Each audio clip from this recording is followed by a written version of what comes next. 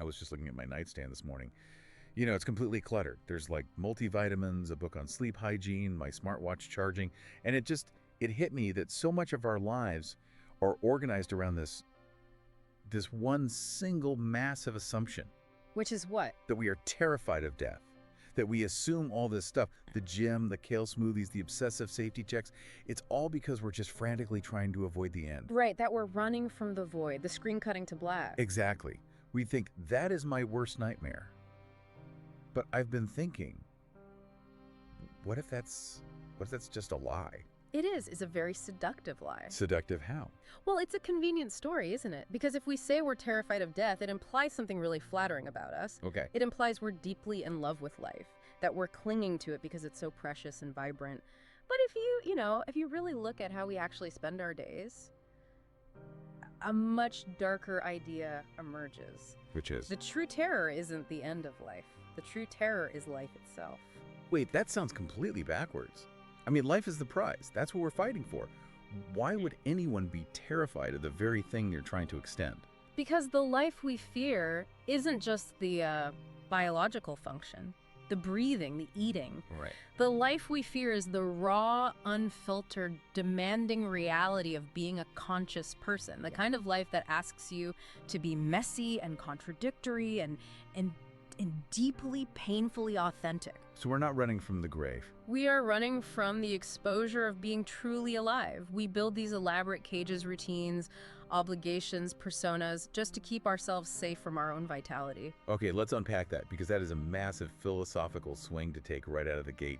But I think I know what you're getting at. It's not about the daylight hours when we're busy. No. It's about the quiet moments. Yeah. The insomnia scenario. Exactly. The courtroom of 3 a.m. We have all been there. Yeah. You wake up, the house is dead silent, the world has stopped, and you're just staring at the ceiling. In that silence, are you really lying there shaking because you're afraid of a heart attack?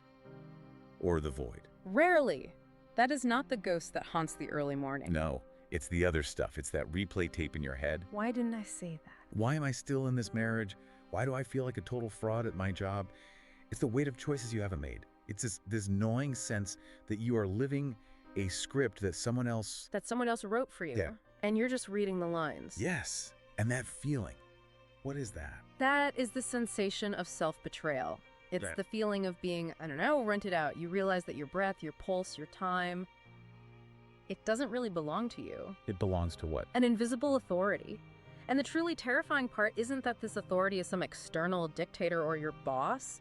The authority lives inside your own head. It has occupied you. Okay, so now we're getting into the architecture of the psyche. This is the superego, but I don't know, the clinical terms have always felt a bit dry to me. A bit cold, yeah. I've always preferred to think of it as the heavenly judge, or maybe the nanny of the soul. The heavenly judge is a perfect metaphor. It really captures the scale of its dominance. Yeah. We tend to think of authority as external police, laws, Speed cameras. right, crude authority. But the most effective prison is the one you carry around with you. The superego is the internalized voice of every parent, every teacher, every rule you've ever absorbed. So it's the echo of every no you were ever told. Solidified into a personality, yes. So on a basic level, it's a voice saying, don't eat that, don't scream. But that sounds necessary. I mean, civilization would literally collapse if we didn't have that. To a degree, yes, you need a traffic cop. But this goes so much deeper than just manners. It's not just behavioral correction. This judge is the entity that demands you shrink yourself. It attacks your desires, your very nature. And it changes over time. It's a shapeshifter. It changes its mask to fit the era. Right. So if we were having this chat in, say, Victorian London, the judge would be all about sexual propriety. Exactly. Repressing the body, all that forbidden erotic energy getting channeled into building empires because you're not allowed to just be a human being. And then in the Soviet era, it wasn't about sex, it was about party loyalty. Your private desires were seen as treason. Precisely. But what about now? Look at us now. We live in this era of live your truth. We have freedom. So theoretically, that judge should be gone. The courtroom should be empty. But it's not. If anything, it's louder than ever. It's just gone digital. The judge has updated its operating system. In our age of hyper-individualism, it speaks the language of optimization. Oof. Optimization. That word just, it makes my stomach clench. It should, because it whispers to you through your Instagram feed. It doesn't say, you have sinned against God. It says, you aren't productive enough. You aren't attractive enough. You aren't authentic enough. You aren't sleeping efficiently enough. That's it. Morality has shifted from sin to inefficiency. Correct.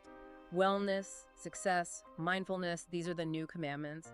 And they're enforced by an inner drill sergeant who never, ever sleeps. And the verdict from this modern court, it isn't hellfire. No, the sentence is just never, ever feeling like you are enough. So life becomes this perpetual trial where you're both the defendant and the executioner.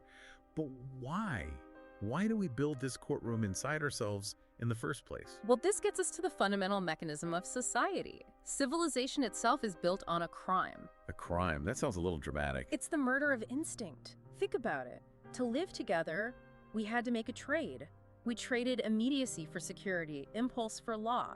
You can't have a society if everyone is acting on their raw-eyed. Their primal urges. Okay, so we agree to the rules, no biting, no stealing. That seems like a fair trade to not get eaten by my neighbor. It's necessary. But the problem is, the desire to bite or steal doesn't just evaporate because you signed a social contract.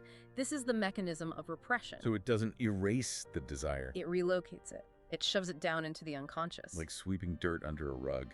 No, dirt is inert. It just sits there.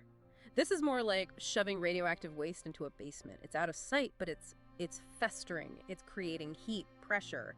It's distorting the foundation of the house. And it comes back as anxiety, as neurosis. As a symptom. And the tool that keeps that basement door locked is guilt. And there's a really important nuance to guilt, right? The difference between I did something bad and I am bad. That is the critical distinction. In a culture of repression, the message shifts from transgression to identity. The superego says, you are bad for even wanting this. And if you believe you are wrong, fundamentally in your wiring, then what? You shrink. You sanitize yourself. You mute your anger. You polish your image. You make yourself small and safe so you won't be rejected by the herd. You are paying for your belonging with your vitality. This brings up that classic conflict, doesn't it? The two great forces. Eros and Thanatos. The life drive and the death drive. Now, I have to stop you there, because when most people hear death drive, they think of something very extreme, like a movie villain wanting to blow up the world. But that's not what we're talking about here. No, it's much more subtle and honestly much more common. Eros is the energy of connection, creation, life. It's the river. When you dam up that river with rules and shame, the water has to go somewhere. Thanatos seeps in. Exactly. But Thanatos here isn't a wish to die physically. It's a pull toward inertia, numbness, repetition. This is the doom scrolling. This explains so much of modern life. We don't scroll on our phones for 3 hours because it's fun. No, not at all. We scroll because it's nothing. It's a trance. It is the safety of the known. A low-level state of non-being, staying in a dead-end job for a decade. That's a form of Thanatos. Avoiding intimacy because you might get hurt, also Thanatos. You're choosing the safety of stagnation over the terror of becoming something new. I've heard so many people say it lately. I just want to go to a cabin in the woods and disappear. Yes. It's almost a cliche. I want to move to a farm and talk to no one. And we usually interpret that as burnout. Oh, they just need a vacation. But look at the language. Disappear. It's a wish to escape the exposure of being seen. Because to live authentically is to be messy. And contradictory. And if you've spent your whole life pleasing the judge, defiance feels like annihilation. So you fantasize about disappearing. It feels easier than the risk of actually showing up as your full self. So we numb out, but we also use good things to hide. This is what really fascinates me, the idea of sublimation. Right. Sublimation is the quote-unquote healthy way to deal with repression. It's the psychological alchemy where you take that raw energy, aggression, or sexuality, and you channel it. Into work or art or science. Exactly. It's how we built civilization. Yeah. Michelangelo didn't just paint a ceiling. He was channeling immense internal energy into it. Okay, so that sounds great. Turn rage into art. What's the problem? Because it's a fragile compromise. And in our world, it's morphed into what I'd call the wellness trap. This is good. Think about the parallels between a medieval monk and a modern Silicon Valley biohacker. Yeah, the guy waking up at 4 a.m. for an ice bath. And the guy waking up at 4 a.m. for prayer. It's the exact same structure. Wow. In the medieval era, you'd flagellate yourself, whip yourself to atone for sins. Today, we've just replaced the whip with the wellness tracker. We replaced the confessional with the therapy app. We fast intermittently, not for God, but for autophagy. Productivity as prayer. That is a haunting phrase. It's the belief that if we're just disciplined enough, if we optimize enough, we will be saved. We'll finally be good. But it's a trap. We've colonized our own selves. We say, I should be better, but what we really mean is, I have been taught that my natural self is unacceptable, so I will crush it. It's like the occupier has moved into your head and you think it's the landlord. Right. You mistake the voice of the oppressor for your own conscience? That's deeply disturbing. And it leads to a deep fragility, because when that gap between who you are, that messy, wanting creature, and who you are allowed to be gets too wide, the psyche just cracks. Okay, so this is where it gets really dark, or revealing. We've talked about repression as pushing things down, but there's a twist, right? It's not a storage facility. It's a refinery. Ah. Yes. This is the darker truth. We think civilization just suppresses our instincts to keep the peace, puts a lid on a boiling pot. But the argument here is that civilization feeds on them. So repression isn't a wall, it's a pump. Think about it. What happens to all that swallowed aggression? It doesn't vanish. It becomes the discipline that builds corporations, the ruthless drive that conquers nations. What happens to that buried erotic longing? It fuels the obsession with status, with consumption, with beauty. You're fueling the machine. The superego takes your raw, crude instincts and refines them into cultural fuel. Even the outrage we see online, the rage you can't show your boss, it returns as moral outrage on social media. It feels righteous, but it's just your own repressed anger finding a safe outlet. That makes me feel complicit. It's not that I'm just a victim of this system, I'm a battery for it. That is the horror of it. Compliance isn't weakness, it's contribution. We keep the system running by being so docile. We trade our chaos for a role, for a well-ordered life. And that explains the hollowness, that feeling when you've checked all the boxes. You get the job, the house, the accolades, and you're sitting there on your nice couch feeling empty. Because something vital has gone quiet. You haven't died, but you haven't lived either. You're in the waiting room waiting for permission to be real, but the authority figure you're waiting for is just a ghost in your own head. So what is the verdict? If the superego is this soul-harvesting refinery, do we just tear down, go full primal? Absolutely not. That way lies madness. If we uncork the bottle completely, we destroy ourselves and everyone around us. There is no pure self waiting underneath all those layers. So we're trapped. That feels hopeless. If we obey, we're hollow. If we rebel, we're monsters. Not trapped. The solution isn't escape, it's a shift in relationship. We need to change the nature of the internal court. From a judge to? Oh, to a witness. Imagine if instead of immediate condemnation, you are bad for feeling this, you just met yourself with curiosity. Why do I want this? What is this telling me? Holding shame rather than obeying it. Precisely. It's about integration, admitting, yes, I have a part of me that is angry, a part that is selfish, a part that wants to burn it all down.